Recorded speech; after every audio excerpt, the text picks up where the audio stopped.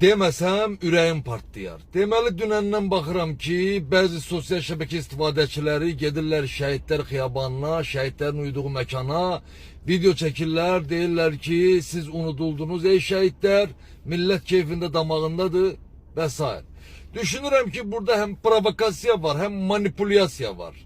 Birincisi, şəhid qardaşlarımız ona görə şəhid oldular ki, ona görə şəhadətə ucaldılar ki, bu milletin övladları gözəl yaşasın.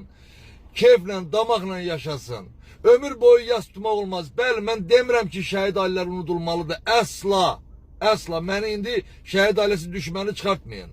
Yaxşı, 1-ci Qarabağ savaşı şəhidlərindən sonra siz bayram eləməmişsiniz. Bəs onlar oğul deyil idi. Onlar bu vətən üçün canın qurban verməmişdi.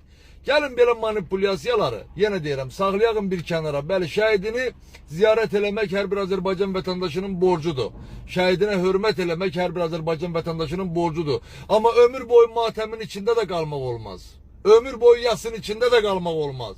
Bu millət əylənməlidir, bu millət xoş gün keçirməlidir, toy eləməlidir, çığırmalıdır, bağırmalıdır, ateşfəşanlıq eləməlidir.